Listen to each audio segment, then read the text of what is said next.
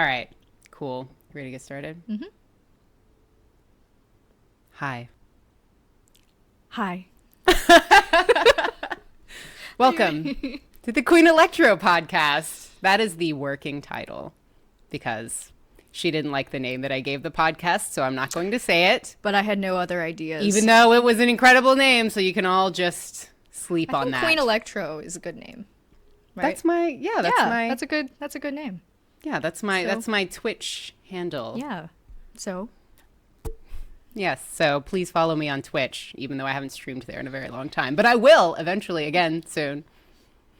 So my guest today is Caroline. Co-host, guest. Co-host. We're working on it. We're considering my name is Caroline. Her qualifications. And you can find me at my Twitter handle @_Caroline He.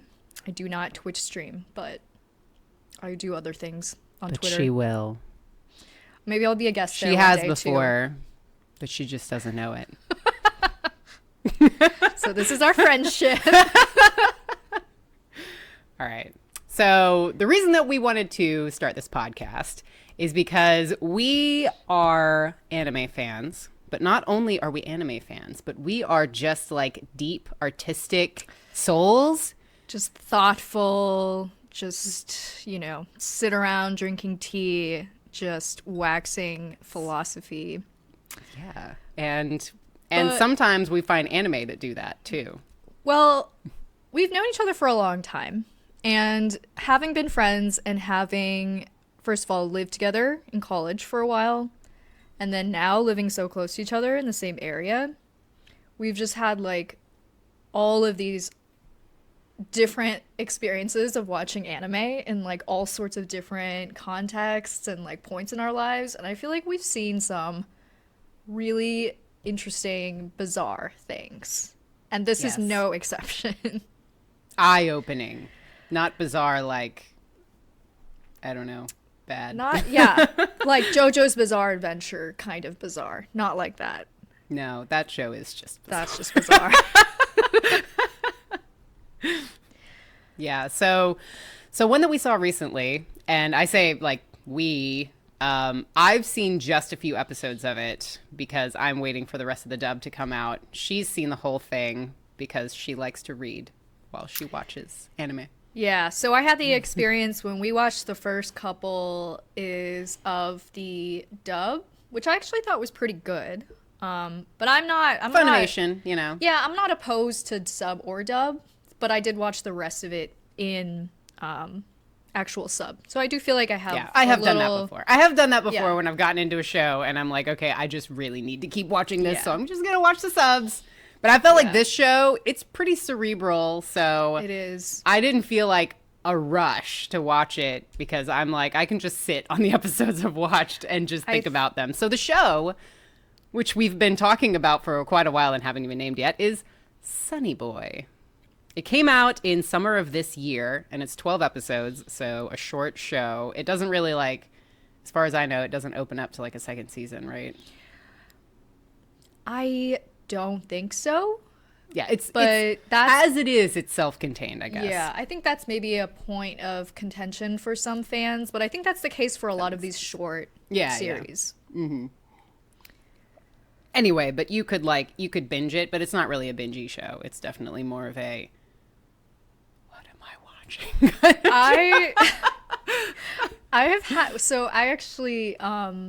I did finish the show a while ago. I watched it with another friend who was over visiting, and we actually did binge it. Wait, you have other friends? I have one other friend, and that so happened to be the one who came over. Oh, just actually me and a mustache. See what I mean? This is anyways. I did actually binge it, but it was very feverish experience if you do binge it. But I think today we're just going to talk about the first episode. Yes, right? Because there's a lot to unpack in this show. I mean, like you said, you can binge it. I did binge the first 4 episodes. So, you can. But you can also watch an episode and then spend like hours looking up the meanings of the episodes. Yep.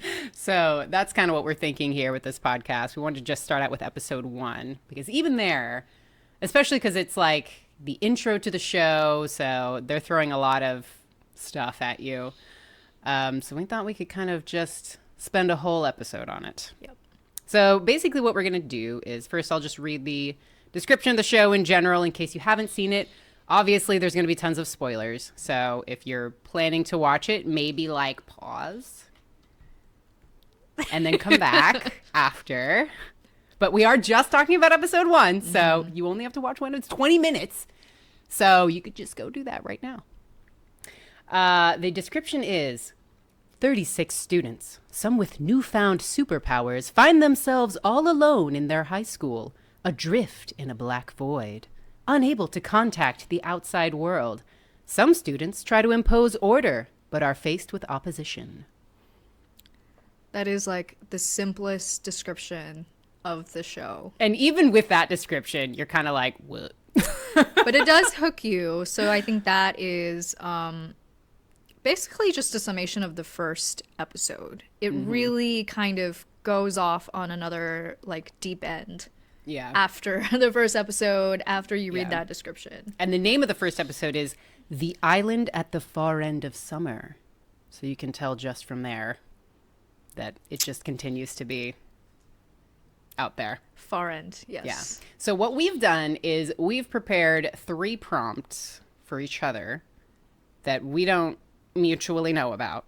So we're going to kind of ping pong those. It is possible one of them might be the same or all of them. Okay, that possibility is really low, but if it is, I will buy everyone watching this a drink. Me too. So, you're not watching, you're participating. Yeah, well. Look, they don't let the employees at Walmart buy all of the Black Friday deals. I That made just us doesn't tea make and sense. coffee, so you could buy me a drink. We'll go to dinner after this, so Yeah. I'll see what I can but do. you're buying. Anyway, since you're the guest / co-host. Yes. Co-host in training. In training. I'll let you go first. Okay, so I'm ready. What is it? I guess I'll start with just something very simple, which was what were some of your general impressions of the kind of visual representations that were happening? My general impressions of the visual representations that were happening. This is kind of similar to one of my questions, but I'll still like leave that separately.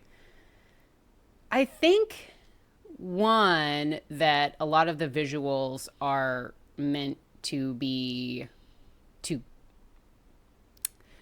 I think that the show is very visually heavy because the pacing of the show is rather slow. So I think that they want the visuals to put you in a certain mood to watch the show instead of it kind of just being like, okay, this show is confusing. I'm not really sure what's going on. I think they want to represent with the visuals that this is going to be a more artistic experience. So they look different than other anime. Very different. I mean, they kind of like look old school in certain ways, but also new in other ways. They do some interesting things with like computer animation on top of these really simple art styles. The show is not trying to like necessarily be the best looking like characters and the best looking animation and the best looking. It really is more abstract, I guess. I feel that. I also think it's unique in the sense where while I was watching the first episode, I feel like I might have made comments to you even where it felt very confusing because there were a few things that felt very familiar, but then the whole art style, like you said, there's a kind of like aspect to it that is almost like very loosely put together. So, I was thinking of like Satoshi Kon's movies, particularly the image of the lead in Perfect Blue. Do you want to give just a little bit of background on Satoshi Kon? Yeah, so Satoshi Kon was a late director of a lot of very prominent anime films. He also worked his genre was very like psychological, and his art style I think is very unique. But you know, he was making movies, I think in the 90s, 80s, 90s, or something like that. So quite a while ago. But he had some interesting female leads in some of his movies. So in Perfect Blue, the female lead reminded me really of Nozomi, which is our female lead in Sonny Boy. Even just her expressions or like the softness of her kind of smile or smirk, she seemed really distant. That was one movie or art style that I saw very clearly in there. But I was also reminded of like Akira or like Neon Genesis or something. Okay, so so you actually are going straight into Yeah. my what was going to be my last prompt, but now it'll be my first, which was just what does this remind you of, this Yeah. show? Because there's so many like I think a lot of times anytime you see something really new, like really different, you try to like relate it with something else you've seen. Like, for instance, if you hear a new musician or something that you've never heard before, I think your first instinct is to say, oh, they kind of sound like this person or that person. Whereas, like, if something is more mainstream and similar to other things, you don't immediately jump there because it's just generally like, oh, it's just like stuff, you know, Yeah. generally that I've seen. I think there's something about this show with like going back to visuals a little bit with the saturation of the colors. And I know you've commented on that before, but something about it reminds me of like the old Akira kind of coloration of the Yeah. movies, but it's almost like faded in some kind of way. It's like very saturated, but it's also was really stifling. Like I remember there was Yeah. a scene in the just like one scene where they were standing in front of a blackboard, and somehow the blackboard, and I would say the whole like setting outside the school, right? Like the just the dark abyss. There's something very suffocating about it. It's just like saturation of like darkness, if that makes sense. And I don't think there's much shading too, right? Yeah, no, it's like pretty, I don't know, two-dimensional in certain ways. So do you want to briefly explain what Akira is? Akira is made sometime in the mid 80s, I think. I can't remember these dates, but it was another sort of landmark anime film that really brought anime into the forefront of like this global attention of the filmmaking world. And it was also very, you know, it was a cyberpunk, dystopian, Neo Tokyo kind of like very grimy, very disturbing and psychological. Yeah. Urban grime. Yeah. And if you Yeah. haven't read the manga, I guess you would call it a little unintelligible towards the end, which I think is kind of the trajectory of Sonny Boy once you keep watching. Or especially if you haven't seen anime at all, the entire film is unintelligible because it's just very out there. I've had very conflicting experiences introducing friends to that movie. Yeah. It's a hit or miss, which is interesting because But if you are an anime fan or if you want to become an anime fan, it's definitely a very important movie to watch. It was kind of like one of the it was one of the first big anime movies that came to the United States and kind of brought over a sort of a Japanese wave of media and of like media influence in the United States. So in that way, there are a lot of things. I mean, it had so much influence on later cyberpunk stuff. Yeah, like it also- films in the United States. also even just shows like Dragon Ball Z, like any of the classic anime that came after that, it's maybe more recognizable to Western audiences because of the success of Akira, even though Yep. I don't think a lot of people know what Akira is. Or at least of millennial and younger generations. I think Gen X probably knows what Akira is because they're like, you know, Yeah. like functioning people in the 80s.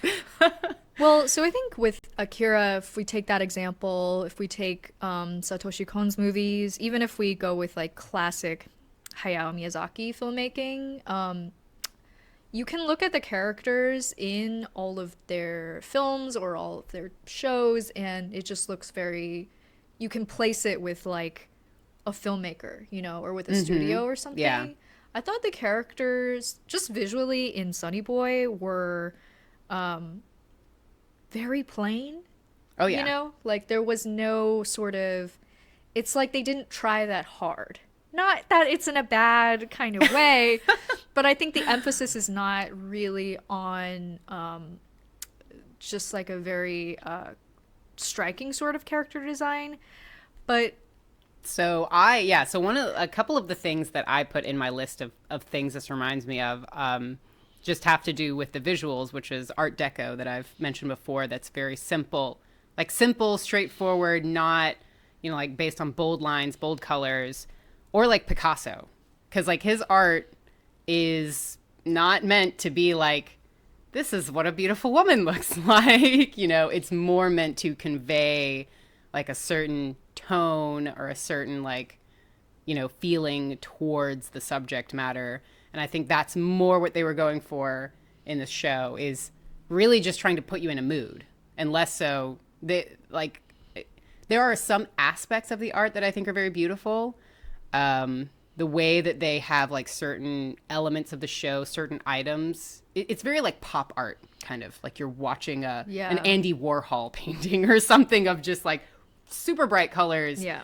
But then like sometimes you'll randomly get these things in the show, like what's his face, Rajhani. His power in the show, because as we mentioned, they all got like different superpowers. Some of them, yeah. Some of them, like Rajhani's superpower, he creates these like items that are very visually different from the rest of the show. They just like pop up onto the screen, and you're like, what is that? Yeah, I don't know what they very are. striking, like, what am I looking at? But they look like they're very detailed and have like this way of kind of popping out at your eye. Yeah, I That's think very beautiful in a way. I think you talking about Picasso just now and Rajhani as well, this like fragmentation, like with Picasso's art, this kind of like breaking apart of something you're perceiving and putting it back together. Yes. But I think like it also happened with Asakaze, right? He's another student in the show, and he's kind of this like little bit of like a wild kid, or a little bit of like a lone wolf almost. So he's like really resistant to this kind of. He's tsundere for sure. Yeah.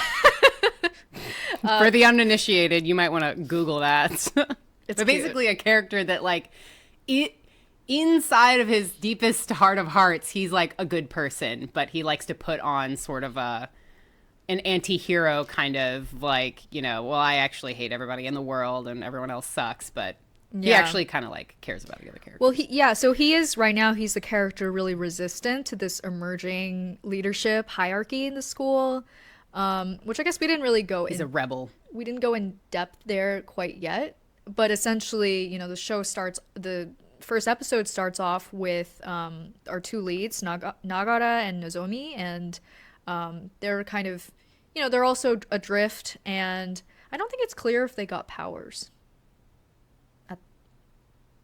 in the first episode. No, I don't think either of them. Okay. Well, it gets pretty confusing later anyways, so I don't think it's totally a spoiler or Yeah. anything. So, But well, maybe we should just pause and just give a general like summary of the first episode. yeah. So basically in the first episode, we start out with a bunch of students in a school using superpowers. Like, it's kind of one of the first things that happens in the show. And then kind of the two main characters, Nagara and Nozomi, which Nagara is the guy and Nozomi's the girl. And they're just kind of like hanging out and just sort of like disengaging from what's going on, 'Cause which it is that seems the rest like- of the school is Right. It seems like they've been adrift for a while now, so they're a little bit kind of like adjusting to life. Like they're rationing out food to all of the students, and it's 36 of them. But the two of them are kind of removed from all of it. They seem a little. Well, he seems more of like a loner, kind of like a quiet, kind of shy guy. But she is much more forward and much more like disengaged, but in another kind of way.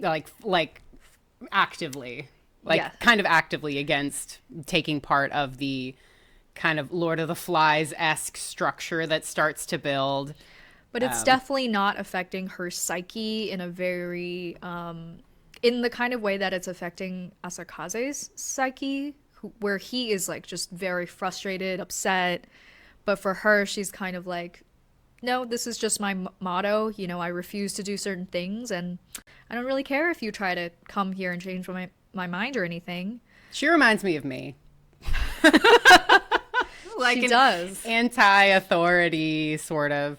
Maybe not like anti-authority, but not like particularly interested in arbitrary authority, I suppose. And it is very like Outspoken. it is a very sort of arbitrary situation. I mean, it's just a bunch of high school students stuck floating adrift, and they're basically doing nothing. And they're just kind of like, well, maybe we should make structure out of the nothing Yeah, that we're so doing it is right definitely now. Lord of the Flies. And Yeah. what we were bringing in was that this hierarchy that's emerging is this trio of students who they're all pretty different personalities, but they're the three who are kind of leading this new hierarchy that they're establishing. And In Japanese anime style, it's that they're like the student council. yeah, I'm and they're pretty sure. holding elections to try to see, you know, who they elect as their leader of this 36 students. Like, I guess president. Yeah, in this like weird way where they're trying to maintain this facade of like structure of normal life, except now that they're in this abyss, just this like frightening darkness. But the well, I guess this kind of goes into something I want to ask too. Was one of my questions was what were kind of the disturbing elements of the first episode for you? Because I feel like for a lot of it, you know, there's a sense of calm almost. The characters are not themselves extremely like intimidating necessarily. Okay, so it's turning out that our questions are pretty much the same. So my first question was going to be, why does the show feel surreal? Which I think is kind of along the same lines of this show really, like, again, like with the art and with the sound and like kind of how the characters interact and everything, it all feels like somewhat off for some reason. And I've got a lot of kind of, I don't know, notes on that. Yeah, I It think sounds like we both do, since we both wrote that prompt. I think I was bringing that up because I was beginning to mention the threesome of the three students. One of the, I guess the leader is Hoshi, or he's the one kind of manipulating the strings in the background while he's kind of installing this dumb, like, jock kind of, Like figurehead. yeah, named Cap, who's going to be the new leader, but not really the leader. Yeah. But there was something kind of disturbing about Hoshi, I think, this character. He's like this scrawny, short guy, very scrawny with like this wild black hair, very pale, and he has a mole that's in the shape of a star on his face. Just So, cause, you know? yeah. I mean, that's what Hoshi means in Japanese, right? It's star, I think. Sure. Yeah. So there's The more you There's, know. but I found his character pretty disturbing.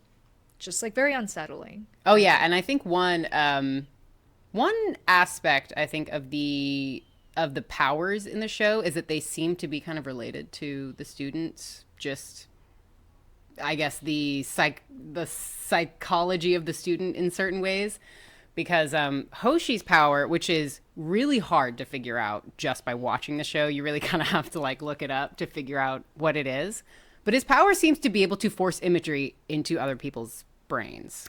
And I was going to say And- that was the most disturbing part, is that one scene at the end where it was this sudden, like, I don't want to say loss of innocence, but if you're watching the show, the first episode, there's some harsh things going on, and it gradually builds up to, for me, this scene of the imagery he plants in Asakaze's mind of the Grim Reaper, right? This like really quick flash of a Grim Reaper looking thing, and then an image of all the students, like they're rotting corpses, essentially, like desecrated, like It's not like super graphic, but it's so jarring in the, like, as we said, this show's like super bright. It's super like in your face. And then this one scene is like, it's so dark. And then it's so like, there's some sound effects and everything. yeah. And I love shows like that, films like that. Like it again reminds me of Akira because of that sort of element of this like suddenly very disturbing aspects that are shown very quickly. Also Neon Genesis, I think, as well. Like they seem kind of like you know, these like mecha dystopian like sci-fi films, but then I think it starts leading to you thinking about more of this like existential or philosophical aspect of like living for these students. Like a lot of social commentary, a lot of social commentary going on. Yeah. And I had, for other points on how the show feels so surreal, I mean, it's so quiet. One of the other things on my list of like what this reminds me of is just a quiet place, which I don't know if y'all have seen that movie, but it's kind of the point of the movie is that it's like super quiet the whole time. And this show is really quiet, which is it's one of those things that until you really think about it, you're like, why does this feel so weird? And then you realize, oh wait, there's like no music at all. There's no like sound effects to a point of like, I'll like not really music, but like incidental sounds where like usually there will be like an orchestra hit or some kind of sound effect that, just some sort of like non-physical sound effect just to kind of like convey emotion or something that you'll hear a lot in TV and cartoons and pretty much anything. How, I mean, again, going back to how suffocating it feels is that lack of sound. Also, there was a scene where Nozomi is in a classroom and she's reaching out outside the window of the classroom and sticking her hand into this abyss that the school's floating in, which I thought, would look like, oh, I'm putting my hand into the universe or something, or just into the night sky normally. But it completely like fades into the darkness. Not even fade, right? It's just like a cut off, and it just looks like her hand is going behind a curtain. Like Rajhani does that too when he's trying to figure out. He's like, I don't understand how this works, and he sticks his hand out the window, and it's just kind of like being sucked into the blackness essentially, and just disappears into it, and it's kind of like what. Yeah. So what are the boundaries of this place, which has a lot to do with the storyline of trying to figure out the boundaries of the place and like what's going on pretty much. The second you think you have a handle on the show, it switches to something else, or it either switches visuals or it switches sound, which notably happens at the end of the episode where there's suddenly is music and then it just feels deafening because there hasn't been music throughout the entire episode. Sometimes it just switches storylines or switches characters in a way that's just kind of different. And it's like constantly trying to throw you off of trying to figure out what's going on or trying to get like into okay, I get what they're going for. Oh wait, nope.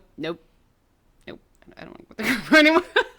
Yeah, I think another aspect of it it does all seem very intentional, I will say, because there are some shows that I think you watch and you're like, oh, this is just #random.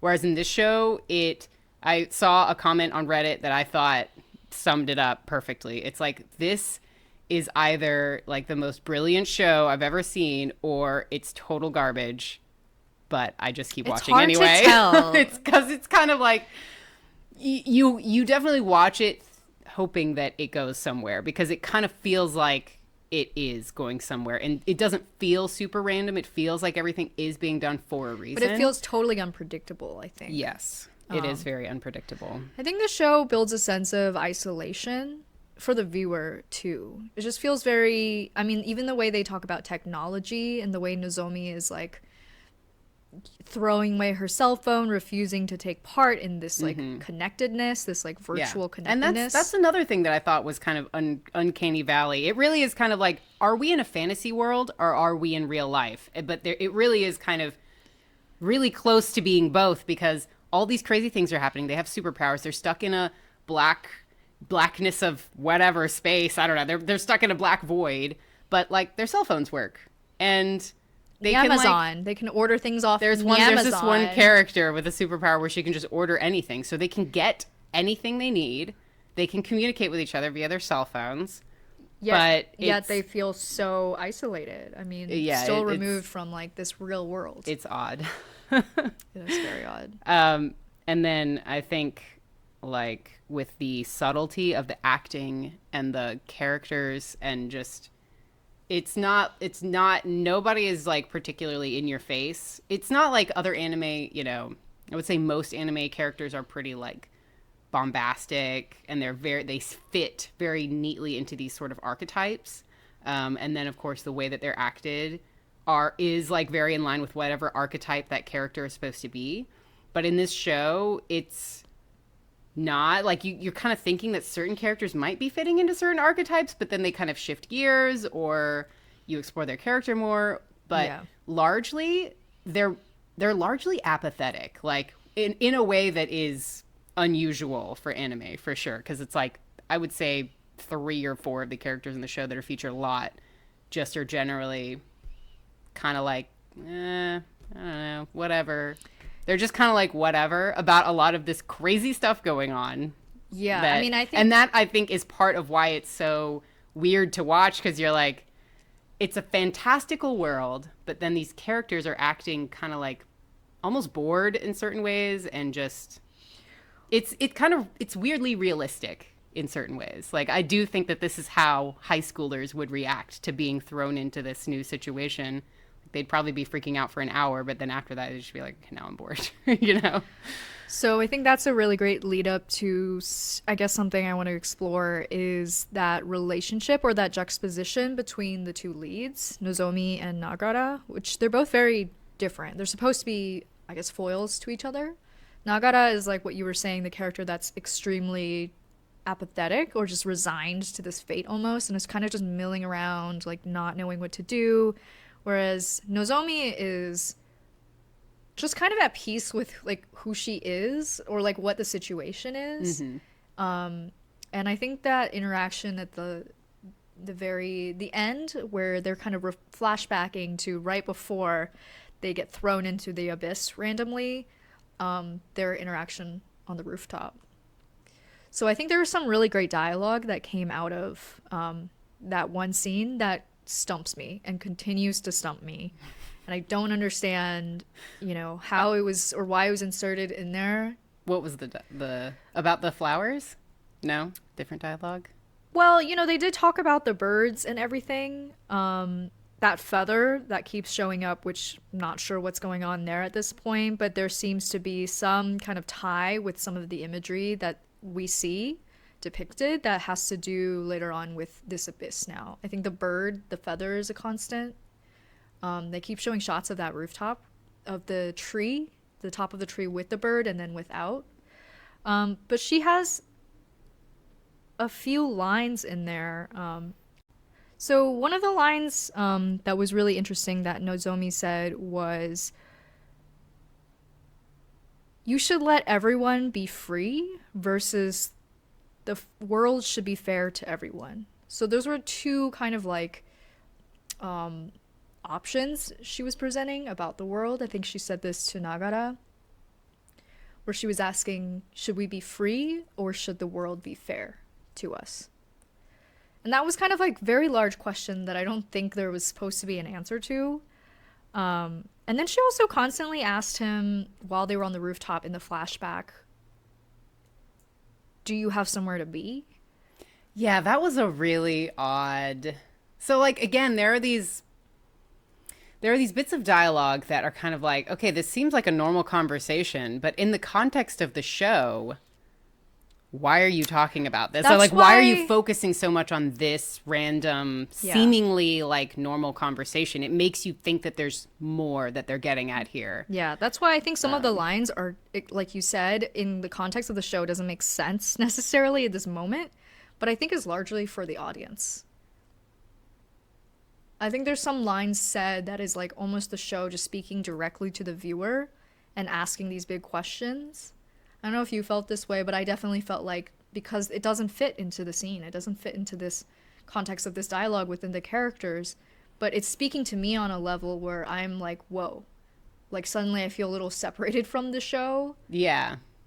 And I'm trying to understand something. Okay, yeah. So just to describe the scene more, basically it's the moments leading up to the school being thrown into the abyss. And it's like Nozomi is standing on the roof, ripping up her, I think it's like her career like form thing or some kind of like school paper. Let's just some school like handbook or something. She's ripping it up and just throwing it off the roof, and she sees Nagara and she's like, you should join me, and he's like, no, I don't want to do that. Apathetic. And then he's like, yeah, super apathetic, and then he just like goes to leave, and then she like jumps off that part of the roof and comes over to him and is like, he's like, I have somewhere to be, and she's just like, do you actually have somewhere to be? And it becomes like, it's a really it's this scene that becomes suddenly really tense. Whereas you were like, oh, this is just kind of This is the first time her character's like that too, right? Like the kind of intensity where she's like very insistent on getting this answer out of this person. Yeah.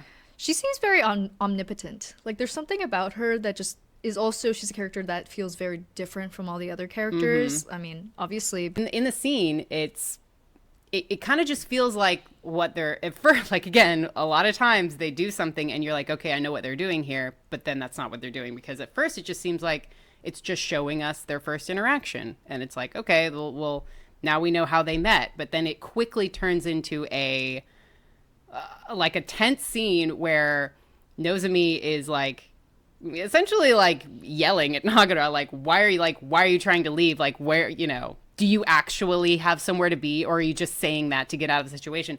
And he's like trying to get off the roof, and it seems like the door handle, like the door is locked or something, because he's just like trying really hard to open the door. And it's just like there's no reason for the scene to be tense, because it's just a person being like, it's just a student talking to another student being like, do you actually have somewhere to be? But they turn it into this really tense moment, and it makes you think, like, why is this? Right, yeah. It makes you think there's meaning to it, which I feel like there is, but it's kind of like, what is it, And as like Caroline was saying, if it has to do with the audience and what it kind of like questioning the audience, then it could be like a more general thing. There's so many things in the show where you could say, if this is talking about us, or if this is talking about society, it would have so much meaning, which is one of the reasons you're kind of like, while you're watching, am I supposed to be drawing this much meaning out of this one little thing? Because you could draw the meaning of, like, are you running away? Do you actually have somewhere to be? Or should you be taking on problems, like just in a straightforward way? Should you be like addressing things? Should you be engaging? Or should you continue to be apathetic about everything? Yeah, and there's the climactic scene at the end where kind of all the school becomes suddenly very warped. Like the buildings get really warped together. That's another theme of that fragmentation, of things cracking, of things like, warping, whatever. But it's a very tense moment between all the students who are kind of gathered together finally.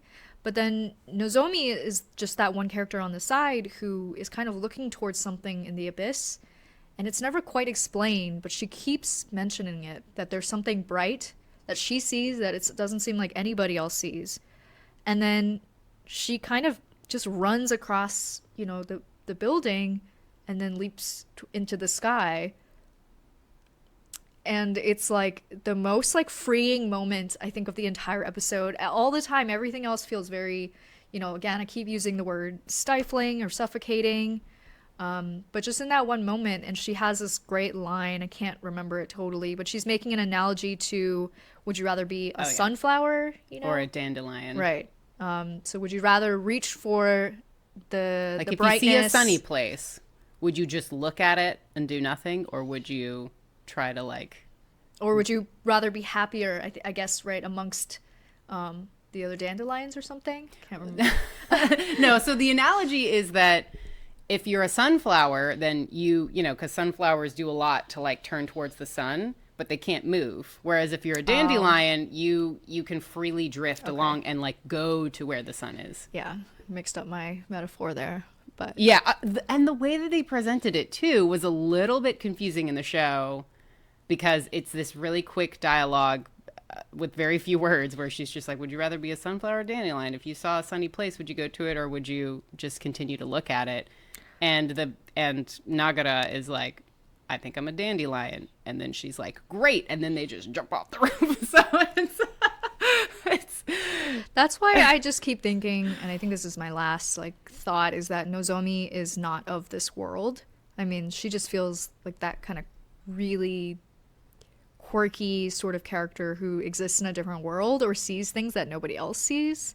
Mm-hmm. So the way she kind of plunges forward and out of this, I think there's something about her character that's very reverent, or not reverent, but there's so many religious themes I keep seeing somehow in how her character is not of this world, is the sense that I'm getting.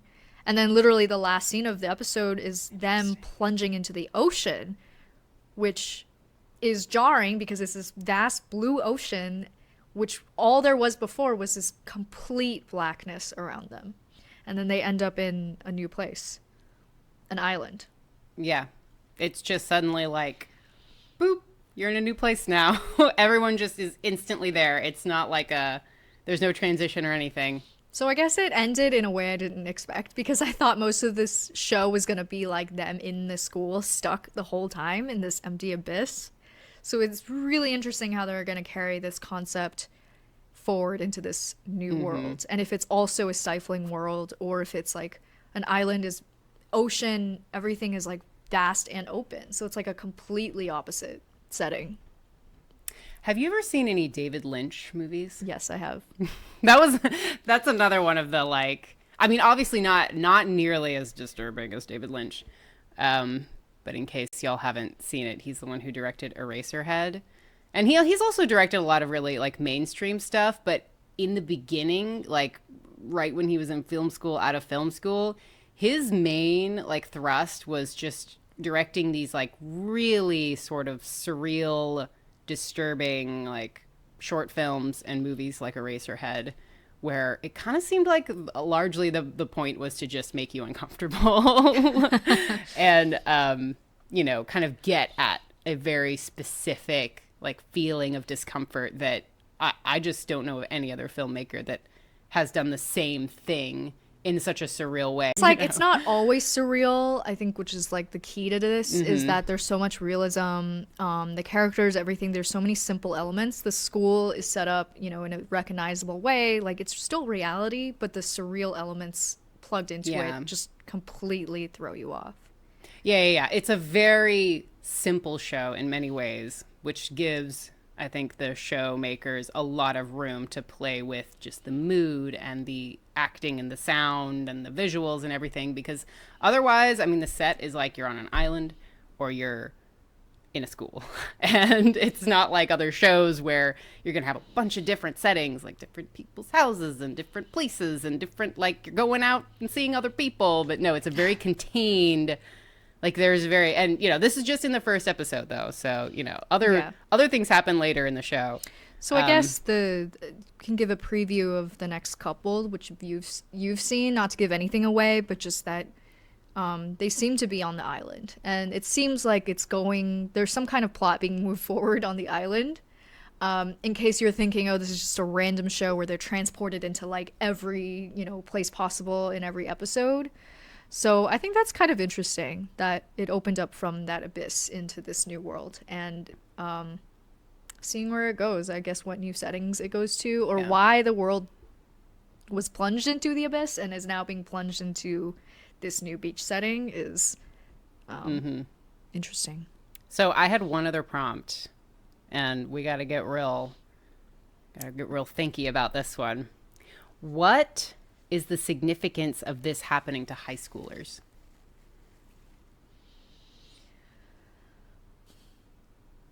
And they're like third year high schoolers, right? I think.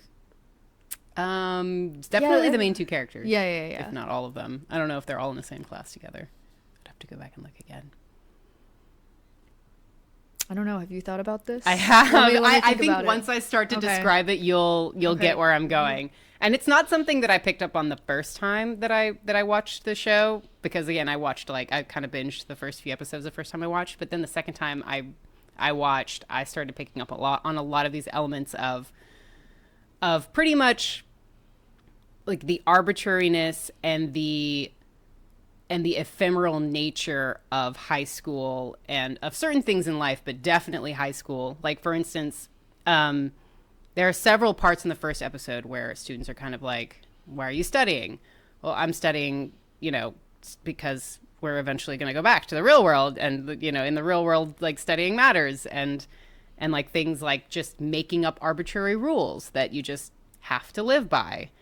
There are a lot of elements of the show that I think don't, like, they particularly hit high schoolers in a certain way that they wouldn't hit adults, because in many ways high school life feels kind of like how this show feels, where it's like is the stuff I'm doing like kind of pointless? Does it really matter in the real world Yeah. outside of high school? I guess it Is seems like, you know, there are so many arbitrary rules of high school. it seems like they're being robbed of their innocence right now, like being in this world, because I think, normally a high schooler or a teenager is supposed to be learning the rules of the world. So I think when you just said like they're making up these arbitrary rules to follow just because we need rules, like we have to have rules, but it's like, why? I mean, or why are Yeah. you making these kind of rules? I think there's also, and we didn't touch on this, but the punishment that exists in the show of this like world somehow enacting punishment on someone if you don't follow certain rules is kind of amusing, but also as well like very disturbing too. Like just this X that shows up on your face and you're being forced to do. Yeah, and you're just compelled against your will Right. to go through with a punishment. And they realize that this isn't actually pertaining to anybody's power. This is sort of like some overall like rule of the universe that But it's also at least partly based on arbitrary rules that they've made up, like that the students have made up. So it's like the universe that they're in is taking these arbitrary rules and enforcing them 100% in like, the far to the farthest extent. So I definitely feel I feel like if I had watched this show in high school, I would have just felt like it was my life, even though it's just this kind of like, because I mean, high school is largely boring. It's largely like miserable experience. arbitrary, and you're being told that everything you're doing is so important, even though you kind of feel like it isn't, because it's just like, what's the meaning of writing a report? What's the meaning of doing this? Like, am I going to be using algebra in the real world? Am I going to be like, there's so much to being in high school that feels very arbitrary, because you're to the point where you're kind of like you're about to become an adult. You can get a job, you can like do certain things, but you're still forced into the hierarchy of school and like all of the rules that go around it, and kind of being forced to care about. Yeah. I mean, and they're School. being ripped out of the world they knew and placed into this new world with those rules that they have to scramble to make up because that's the only, existence that they know. But I think it seems like it's how do people this young kind of deal with trauma in a way? I mean, there's like actual trauma that happens of being plunged into this other world, but I think it's just this sense of unknowing and of like, what is meaning? Literally, existentially, what is any of this is like a question that stumps me as a non-teenager, as an adult, Yeah. which I guess we're still trying to answer. Like 10 years ago when I was, in high school, like I'm asking the same questions now that I was asking in high school. Maybe not to such a developed degree, but it's the sense of like, if we're sitting right here and the world outside suddenly turns into this pitch black abyss and we're the only ones in it, are we still going to be able to like existentially function like and cope with the ways that we do with the world, or are we going to have to develop some new tools to like understand what existing or existence is? And I also want to point out something else, a couple of other things about the world that are interesting from a high school perspective. One, they make up all these arbitrary rules, but then there's ultimately no consequences, because I mean, they've got like, you can get penalized or whatever, but it's just like this temporary punishment. But whenever they do like awful things, like at the end of the first episode, Cap hits what's his name? Asakaze. Cap hits Asakaze with a bat in the head, and it's like really jarring and like in the moment pretty graphic. But then he's just totally fine. And then if they break windows in the school, this is something that Rajhani figures out, is that if they break anything in the school or anybody gets injured, it just goes back to how it was before. So there's like no consequences, like no long-term consequences, in a way that I feel like many things in high school, like you feel like you're breaking rules and you're like a bad student, or you're like doing these things, but there aren't any like long-term consequences to any of that. Even you could even commit a serious crime, and as a juvenile, like there could possibly be no long-term consequences just because you're a kid. Yeah, I mean, I think it's a reset. It seems like, yeah, everything we watch that happens through the whole episode is like reset at certain moments. So it's like they're even Cap at the end, he gets punished in this like really amusing kind of like hazing kind of way for whatever he broke the rule of. But it was because he hit that kid at the back. Oh, the violence, right? Well, because he enforced a rule without that kid actually breaking a rule. So in that way, he broke the rules. Yeah. So even the punishment there was kind of amusing, and it doesn't seem like I don't think there'll be really like assigned roles of villain or anything right now. Because even the protagonists kind of puzzle me. Like Nagara, I don't know where he's what his deal is. Yeah. And there are like themes of like you can't make the world fair because you just like there are rules and you just have to live by them.